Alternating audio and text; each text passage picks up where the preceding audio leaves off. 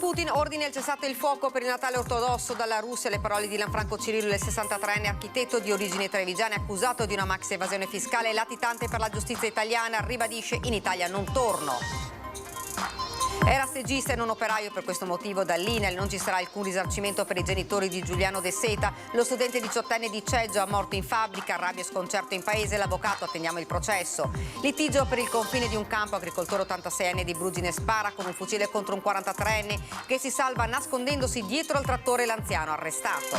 Sgominata a Vicenza e Verona un'organizzazione che forniva patenti di guida facili in cambio di denaro a stranieri che non parlavano italiano, 3.000 euro per ottenerla. Furti in casa, il comune di Noventa Padovana dal 31 dicembre mette a disposizione un'assicurazione gratuita contro i furti, coperti gli interventi di prima emergenza. Al via in tutto il Veneto i saldi invernali. Confcommercio stima che 3 consumatori su 10 non supereranno i 100 euro di spesa, ma la buona partenza fa ben sperare gli esercenti. Tutto pronto per i falò della Befana nella Marca Arcade, si prepara al ritorno del pane vin più famoso dopo 2 anni di stop, ma non tutti accenderanno i roghi per colpa dello smog. Una maxi calza di 80 metri per una Befana da record, l'ha realizzata una rossanese, verrà calata dal campanile di Bessica di Loria. Buonasera, ben ritrovati, edizione regionale dei nostri notiziari. Dunque lo avete sentito in primo piano la cronaca del giorno in cui Putin ordina il cessate il fuoco per il Natale ortodosso, chiedendo a Kiev di fare altrettanto. Dalla Russia le parole di Lanfranco Cirillo, il 63enne architetto di origini trevigiane accusato di una maxi evasione fiscale latitante per la giustizia italiana, ribadisce: in Italia non torno. Il 23 febbraio a Brescia inizierà il processo a suo carico, ma lui non ci sarà. La Russia è la mia casa, qui ho il mio lavoro, i miei interessi e le mie principali relazioni, dice Lanfranco Cirillo in queste ore. Al momento non ho motivo e neppure desiderio di rientrare in Italia, visto il trattamento che mi è stato riservato. 63 anni, trevigiano d'origine vittoriese, per anni residente nel Bresciano e oggi cittadino russo, per decreto presidenziale di quello stesso Putin per il quale ha costruito la lussuosa dacia d'inverno. Per questo è conosciuto come l'architetto di Putin, oltre che di decine di oligarchi russi. Da tempo è colpito da un mandato d'arresto firmato dalla Procura di Brescia nell'ambito di una complessa inchiesta per reati fiscali che ha portato al sequestro di beni per 140 milioni di euro. Per la giustizia italiana è latitante, ma lui la pensa diversamente. Mi è stato detto che non avrei neppure la possibilità di prendere un aereo per venire in Italia a difendermi perché è stato diffuso un mandato Interpol nei miei confronti, racconta Cirillo, addirittura una red notice normalmente riservata a terroristi e narcotrafficanti. Ma non capisco due cose. A cosa serve un mandato Interpol quando l'autorità giudiziaria italiana non ha nessun bisogno di cercarmi perché sa benissimo dove sono e conosce il mio indirizzo? Secondo, perché è stato chiesto un mandato Interpol e invece non viene chiesta la mia estradizione in Italia con la ordinaria procedura di legge che consentirebbe di conoscere quali sono le contestazioni che mi riguardano e i documenti su cui si fonderebbero. È un trattamento speciale che trovo molto strano. Abitazioni di lusso, conti correnti, denaro contante, gioielli, opere d'arte e persino un elicottero sono alcuni dei beni sequestrati dalla Guardia di Finanza di Brescia. Il professionista è indagato in quanto non avrebbe dichiarato redditi per decine di milioni di euro dal 2013 al 2019, pur mantenendo in Italia il centro dei propri interessi familiari, affettivi ed economico-patrimoniali, secondo gli inquirenti. Ma Cirillo da Mosca parla di accanimento e persecuzione perché mi hanno portato via tutto. La mia prima colpa, conclude, è di aver vissuto in Russia per 20 anni e di aver lavorato e costruito per gli oligarchi. Prossimo capitolo il 23 febbraio in tribunale a Brescia, ma senza l'architetto di Putin.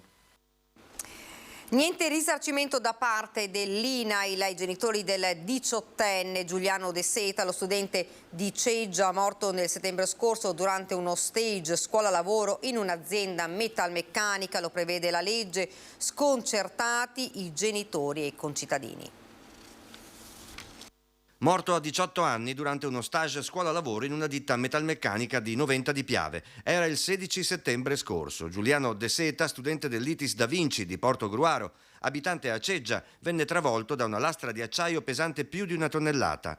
Dato che non era capofamiglia né dipendente della ditta dove era in stage, i suoi genitori per la sua scomparsa non riceveranno un risarcimento dall'INAIL. Non sappiamo ancora niente, abbiamo visto oggi l'articolo e ancora tutto bloccato, non abbiamo niente da dire, scusi se non la posso ricevere. Non seguo io, la segue l'avvocato e mio marito perché per me è un po' difficile affrontare questa cosa. I familiari, nonché il sottoscritto, che li ha informati, erano al corrente del fatto che l'INAIL non avrebbe elargito alcunché, perché non era tenuto a farlo, fin da ottobre dello scorso anno. È arrivata anche una comunicazione a novembre, se non ricordo male, dove l'INAIL ha precisato che non veniva effettuato alcun risarcimento. Siccome a carico di Giuliano non gravava nessuna famiglia, bensì lui era a carico della famiglia, non gli compete il risarcimento danni.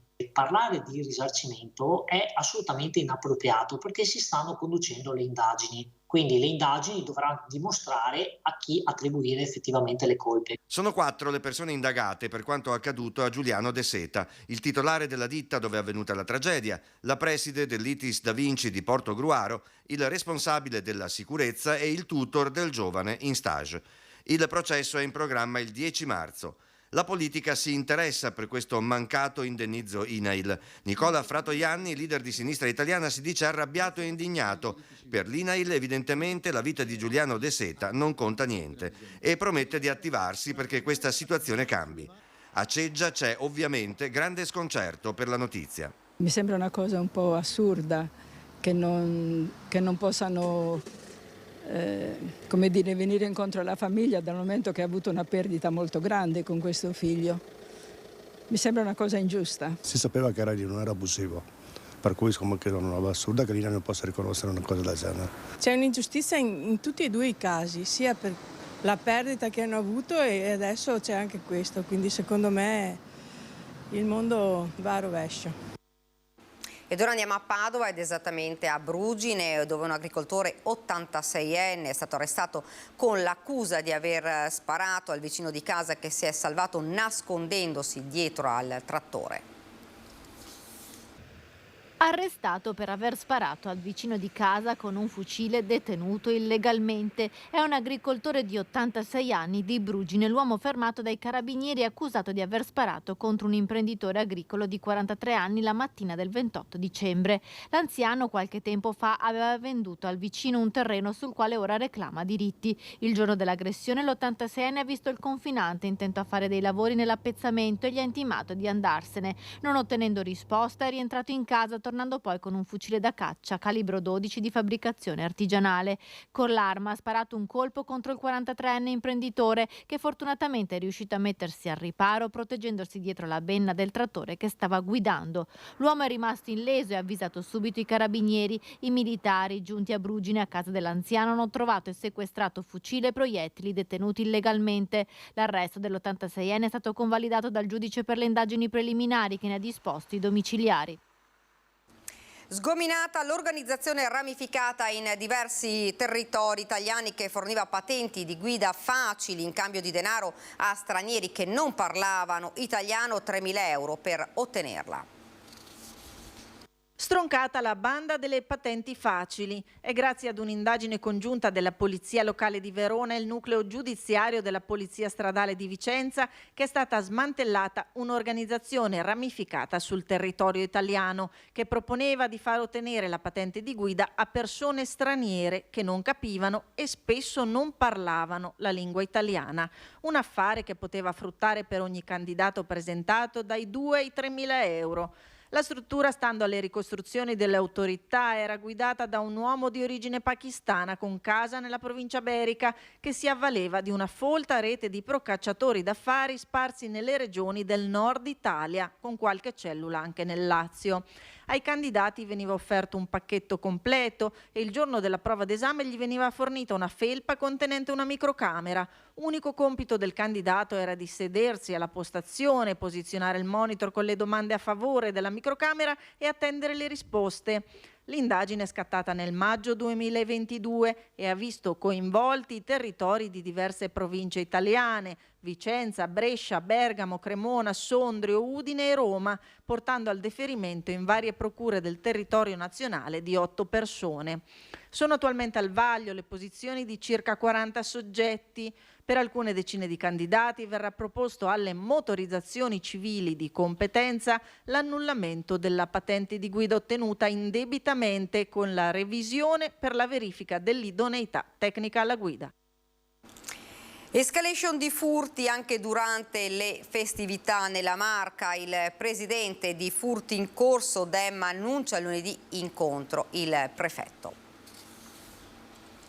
Ormai c'è questa, non denuncio, non avviso, dimmi cosa devo fare, dimmi come fare, quindi sta diventando un po' complesso, e per questo proprio che lunedì faremo un incontro al prefetto e vorremmo parlargli anche di questo. Il presidente di Furti in Corso lunedì alle 10:30 incontrerà il prefetto Angelo Sidoti, un faccia a faccia per consegnargli, spiega Demma, simbolicamente le chiavi dell'associazione e continuare quanto iniziato con il suo predecessore, la Ganà. Anche con lui facciamo un'idea di come poter dire ai comuni di adottare anche Furti in Corso come associazione. Quest'anno nessuna tregua nei furti, nemmeno durante il periodo natalizio come accadeva in passato, evidenzia ancora Demma, che in questi giorni è stato sommerso dalle segnalazioni. Sono stati dei video dove c'erano delle persone totalmente a volto scoperto che sono andate 2 o 3 volte a visitare dei residence con una nonchalance tranquilla, proprio per andare a vedere se c'erano telecamere o allarmi. Io continuavo a avere segnalazioni dalla mattina alla sera di movimenti sospetti, addirittura mi giravano anche dei video di questi ladri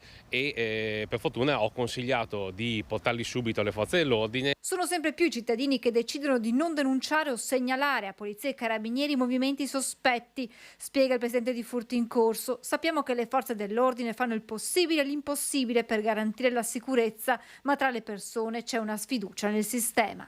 Abbiamo un problema delle famose leggi, quindi non c'è pena, non c'è certezza della pena, c'è l'intasamento dei tribunali. Una sfiducia che rischia di sfociare in una giustizia fai da te. Lo vediamo nelle richieste di acquisto di armi di tutti i tipi, sia che siano giocattolo o no. Il problema è che come noi non sappiamo se stanno usando un giocattolo gli altri, anche loro non sanno se il nostro è un giocattolo, quindi si rischia di avere anche reazioni un po' importanti. Non possiamo dormire nei locali, tantomeno pagare una vigilanza privata. A parlare è un noto ristoratore mestrino commentando le spaccate degli ultimi giorni.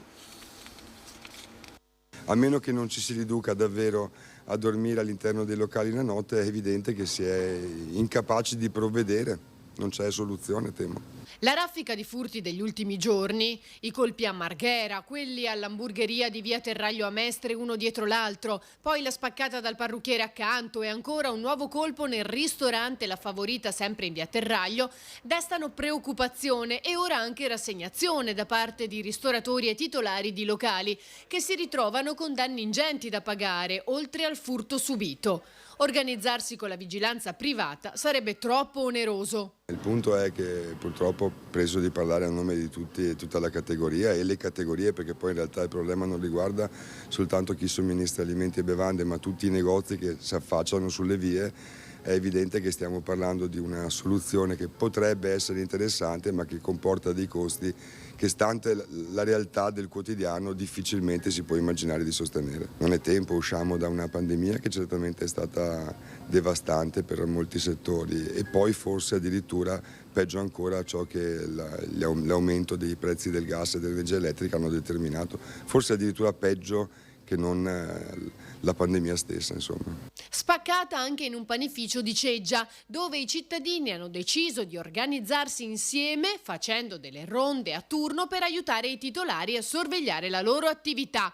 Un forte senso di comunità a cui anche Ceolin si appella. È vero che per sfondare un vetro di una vetrina con un tombino occorre un po' di tempo, ma sicuramente produrre tanto rumore. Incredibilmente nessuno mai pare accorgersene e magari quello sarebbe forse il deterrente maggiore, ossia tirar su una tapparella piuttosto che prontamente chiamare le forze dell'ordine, forse sarebbe l'unica vera soluzione, ma per la quale occorrerebbe probabilmente un senso di comunità che sia smarrito. E continuiamo a parlare di furti in casa. Il comune di Noventa Padovana dal 31 di dicembre mette a disposizione un'assicurazione gratuita contro i furti, coperti gli interventi di prima emergenza.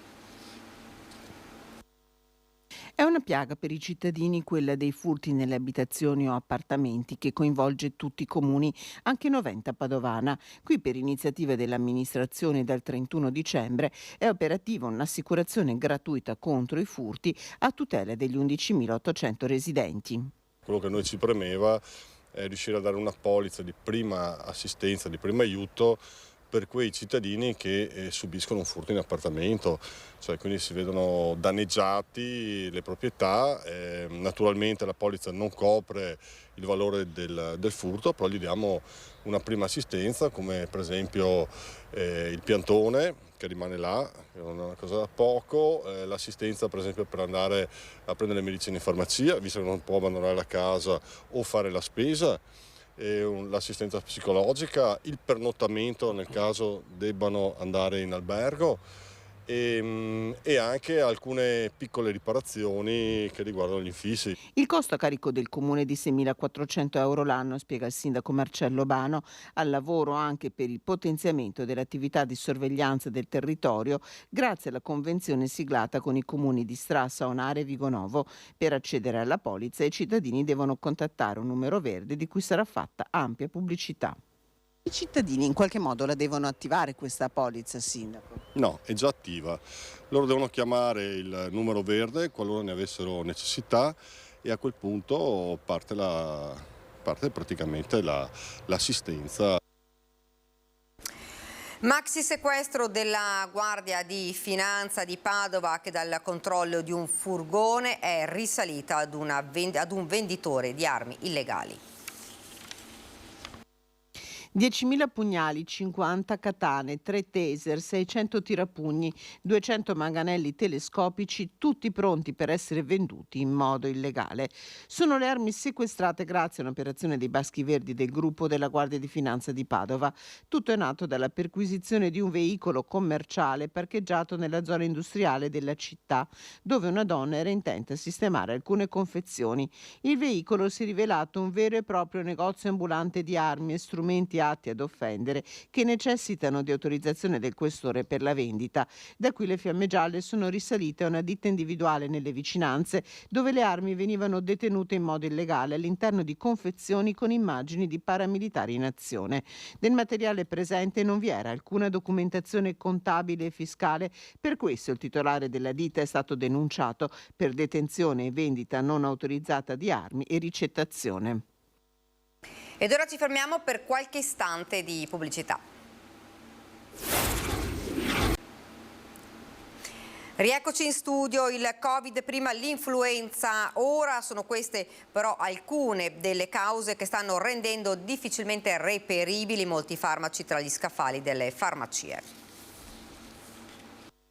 Sicuramente l'ondata Covid di questi 2 anni ha creato dei problemi di mancanza di sostanze e oltretutto mancano anche a volte proprio i contenitori, le scatole, tutte queste cose qua. E sì, mancano dei farmaci anche molto di uso comune. Anche a Padova e in Veneto si fa fatica a reperire alcuni farmaci. A certificarlo Federfarma, l'associazione di categoria dei farmacisti. Mancano antipiretici che contengono paracetamolo o ibuprofene, mancano farmaci usati per l'aerosol e mancano anche gli sciroppi per i bambini. Nelle farmacie si cerca di aiutare i pazienti suggerendo alternative. Cercano di adattarsi e poi noi chiamiamo il medico magari per prodotti tipo il cortisone, tipo il Clenil, allora chiamiamo il medico, lo informiamo e magari cerca il medico di sostituire con un'altra cosa, però in effetti stanno mancando parecchi farmaci, anche farmaci, ripeto, più banali. Una soluzione di breve periodo non c'è, ci confermano, si stanno però cercando di pianificare gli acquisti futuri. Noi speriamo con l'anno nuovo, abbiamo fatto già ordini programmati per vedere che possa arrivare il prodotto. È una situazione abbastanza assurda perché l'anno 2020 abbiamo restituito scaduti sciroppi che adesso non arrivano, per cui proprio è una situazione veramente assurda. La situazione al momento è peggiore anche rispetto al periodo dei lockdown e proprio da quei momenti parte la scarsità di principi attivi che le aziende riscontrano oggi. Certi prodotti vengono prodotti in India piuttosto che in Cina, per cui di conseguenza le sostanze, principi attivi, di conseguenza c'è proprio stata con il lockdown c'è stata veramente una difficoltà enorme per portarli in Italia. Ed ora parliamo dei saldi che sono partiti oggi, andiamo a vedere com'è andata a Padova. Avete fatto acquisti con i saldi? Per il bambino soprattutto. Sì. Cosa avete comprato? Maglie, pantaloni, felpe. Io ho preso anch'io qualcosa per il bambino e poi basta, insomma. Avete approfittato dei saldi? Sì, qualcosina sì, un paio di sconti, l'occasione che magari non trovi, e soprattutto magari anche i negozi che hanno comunque bella roba in giro. Partenza positiva per i saldi invernali, le strade del centro affollate, a Padova per la prima giornata di acquisti a prezzi ribassati. Secondo Federmoda di Ascom Confcommercio si registra un più 5% delle vendite rispetto al primo giorno di saldi dell'anno scorso, stimata una spesa media di 160 euro per famiglia. Borsette in mano, occhi puntati sulle vetrine, via Roma, qui a Padova è la strada principale dove si cerca l'acquisto in saldo. Registriamo un 2-3% di traffico e fatturato in più, quindi una prima giornata che ci aiuta e ci dà fiducia. Ad approfittare dei saldi non sono solo i padovani, ma anche i tanti turisti che in città trovano negozi di qualità. Per questo commercianti e comune hanno avviato un percorso per rendere Padova attrattiva anche per i marchi di lusso. Stiamo cercando di individuare un percorso del fashion in cui abbiamo fatto proprio la prima progettazione e già abbiamo dei brand interessati. Tornando ai saldi, abbigliamento e scarpe sono gli articoli più gettonati. In molti per acquistare la merce desiderata hanno atteso proprio le svendite. Abbiamo già approfittato, certo, ci mancherebbe. Siamo andati in un negozio qui più avanti e...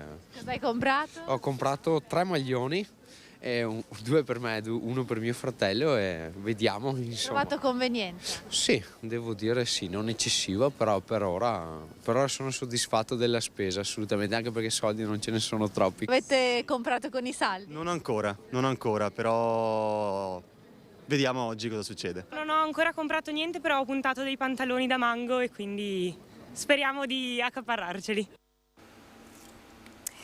Nel giorno dei Panevin resta il dibattito sull'accensione dei falò tra roghi spenti e roghi accesi, a partire da quello più famoso. Assessore Presti, perché avete deciso di fare comunque il Panevin nonostante quello che dice l'ARPA? Beh, io trovo che ogni anno questa polemica appunto la trovo appunto paradossale. Io credo che l'area nostra qui non sia quella della città. Arcade chiude così la polemica su Panevin e polveri sottili, perché la scelta di Treviso legata all'alto tasso di inquinamento dell'aria potrebbe non valere per gli altri comuni della Marca, che sulla questione sono andati un po' in ordine sparso, considerando che ad esempio Quinto ha deciso di non farli, mentre Ponzano li ha ridotti di dimensioni ma comunque li ha accesi. Cosa simile per Villorba, con mini falò simbolici alti non più di 1,5 metri e larghi 2. Cosa ben diversa per Arcade, con la catasta che sfiora i 10 metri di altezza per almeno 5 di diametro e che racconta l'impegno di almeno 200 volontari, in gran parte alpini. E allora non si poteva dire di no, non facciamo più niente. Beh, non si può dire di no a una cosa così straordinaria come l'attività di volontariato. Non dimentichiamo comunque una cosa, che gli alpini, non solo ad Arcade, ma un po' ovunque, fanno comunque il bene della comunità. Alpini presenti un po' ovunque in questa mappa, che vede soprattutto sulla sinistra Piavi il ritorno della tradizione dopo le limitazioni del Covid. Qui tutti i sindaci dell'Oppitargino Mottense hanno firmato una deroga ai Panevin che solo a Fontanelle saranno ben 4. Ma il record dei fuochi nella notte dell'Epifania lo raggiunge il quartiere del Piave, con una trentina di cataste accese in vari momenti tra il tardo pomeriggio e la serata. Da Segusino a Tarzo, cataste accese dalle fiaccole benedette alle 6 della sera in piazza Moriago, per un rito riscoperto e rinnovato da un quarto di secolo, in una tradizione antica quanto l'uomo, che nei fuochi delle notti più lunghe dell'anno, ieri come oggi, invoca il ritorno della luce e della speranza per una nuova stagione di vita. Una maxi calza di 80 metri per una Befana da record, l'ha realizzata una rossanese vraccalata dal campanile di Bessica di Loria. Mai come quest'anno la Befana sarà contenta di avere la calza rotta, o meglio saranno contenti anche i bambini e le centinaia di famiglie che non aspettano altro che di ritrovarsi sotto il campanile di Bessica per aprire, per rompere una calza della Befana da record. Una maxi calza di 80 metri realizzata da Alessia Peron, che verrà riempita di dolciumi e calata dal campanile di Bessica nel giorno dell'Epifania. Ci ha impiegato 1 mese e mezzo, a 2 ore al giorno. Stanno tutti aspettando questo meraviglioso evento comunque. Questo perché è una cosa che non è da poco. insomma, ho avuto questa idea, però sono tutti pronti, tutti che aspettano il momento. 80 metri sono tanti, ma non abbastanza per entrare nel Guinness World Record. Non quest'anno, ma nel 2024. Basta allungarla di un po' e vediamo se ce la possiamo fare. In famiglia la creazione della maxi calza ha cambiato un po' le abitudini, ma... E lei quando ha occasione cucisce, dedica tanto tempo, infatti la sera è bravo, lei adesso è ora che andrà a letto, no? E lei adesso arrivo, e alle volte si prolunga anche fino all'1:30. Ha avuto sempre spirito di iniziativa, no, da fare, dopo magari la pandemia, che c'è stato uno stacco mentale per tutti quanti. A questo punto, in attesa che dal campanile alle mie spalle si calino la Befana e la maxi calza, non resta che cominciare a prendere posto. Ed è davvero tutto per questa edizione del nostro telegiornale. Vi lascio ovviamente alle nostre previsioni del tempo, subito dopo l'edizione di Venezia. Grazie davvero per averci seguito, arrivederci.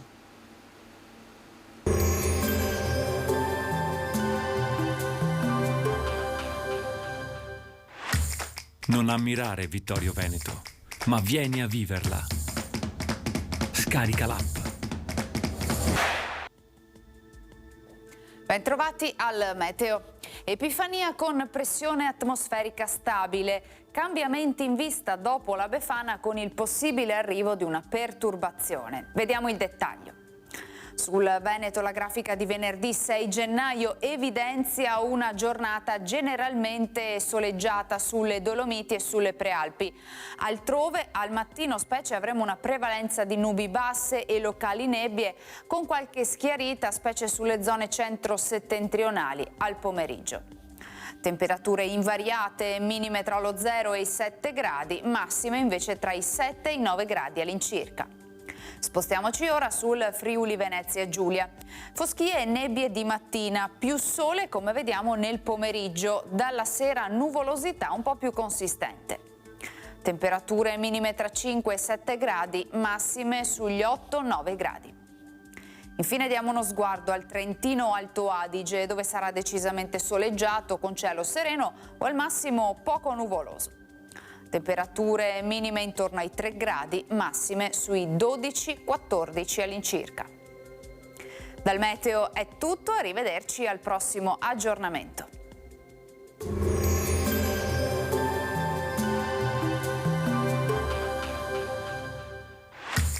Non ammirare Vittorio Veneto, ma vieni a viverla. Scarica l'app.